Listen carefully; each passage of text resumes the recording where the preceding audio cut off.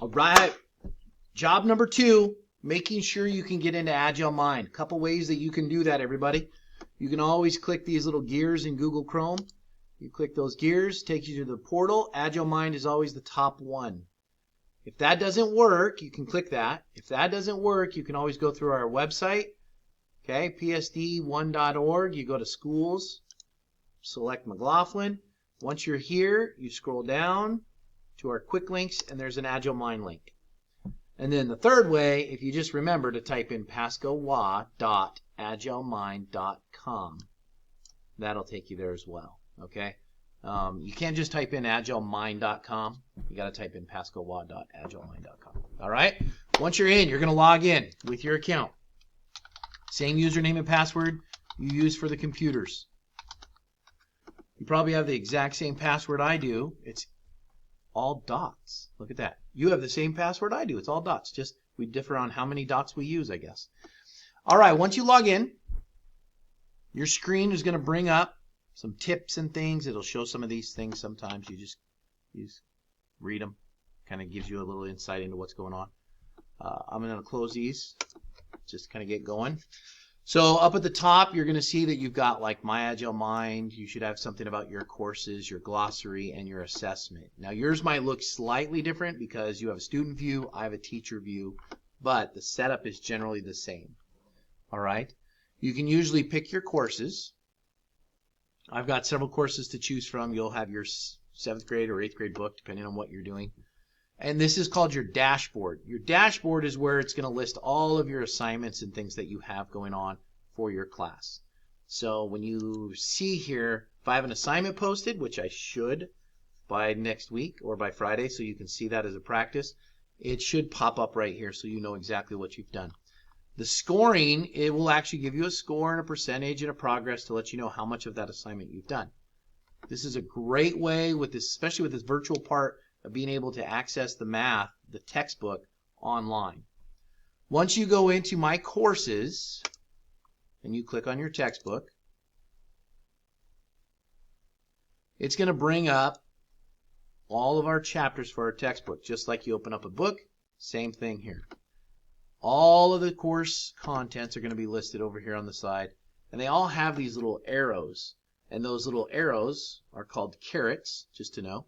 And those carets expand for each topic. Now, every single chapter, every single topic, that's the same thing as a chapter, every single topic has some consistencies. Overview, exploring, summary, and practice problems. I get a few more because I'm a teacher and I have more power.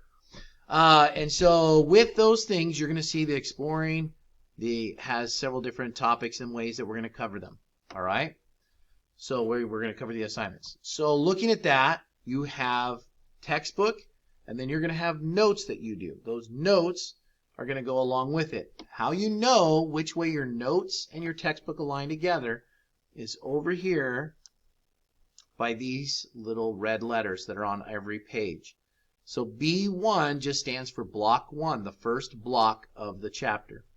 SAS Student Activity Sheet, question number 1. And so this pencil will always point you to where you need to be on the notes. Since you just set up your OneNote, I'm going to have your video and your notes together. So you'll always be able to pause the video and access the notes on one page, and then be able to go back up and play the video and go down and look at the notes again. So this activity sheet, this little red letter here, is always very important to be able to see where you're at as far as the notes and our sheets go together.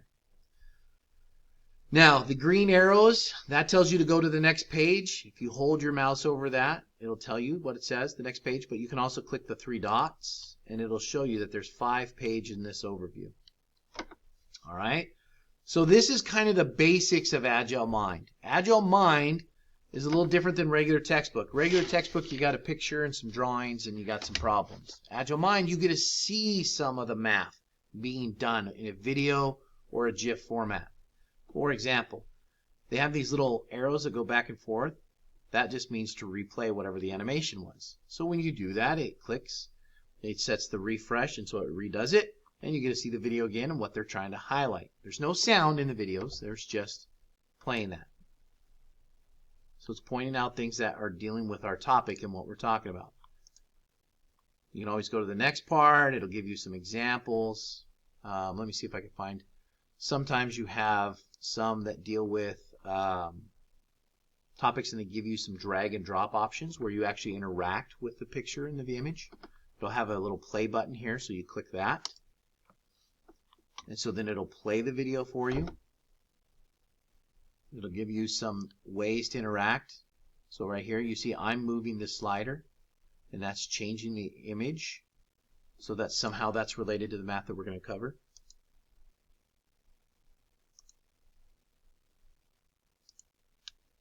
There's always drag and drop options. Let's go to one that has a drag and drop here.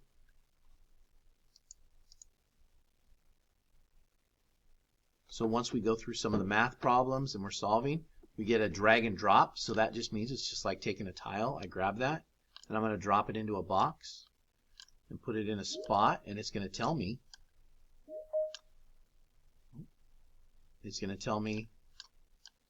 am I right or am I wrong? And so in doing so, sometimes I can get a hint. Let me move my answer here. And then if I hit submit answer, it's going to take away the tiles that were wrong and it's going to put the new ones in. And we use these to kind of assess where we're at, just to see, are you getting the right answer? Are you getting the practice? And so if we hit submit answer, oh, we're still not right. But, and it tells you after 2 tries your answers are partially correct. You can ask for a hint and it will give you a tip. But if you submit the wrong answer the 3rd time, it'll put the right answers on there. So you really kind of only get 3 strikes. It's just a way to remember that.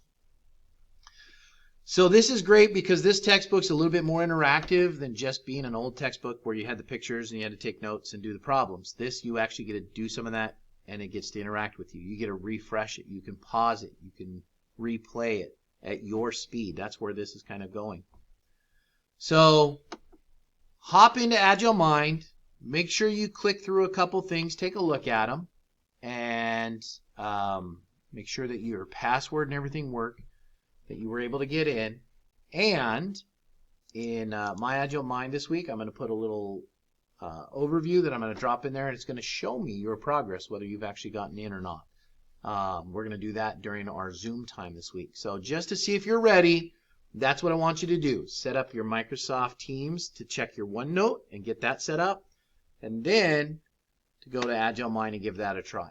All right, those are your 2 asynchronous things that you should be doing this week. And then if you have a phone or if you have a way that, you know, an iPad or something like that, you can get OneNote on your iPad or on your phone or on your tablet and log in there and connect it to your OneNote that we're going to use a lot of, because that's where I'm going to drop the videos and the notes. Okay? So those are your 2 things I need you to do. All right? Can't wait to see you this week. We're going to have fun and we're going to learn math at the same time. All right? Good job, everybody.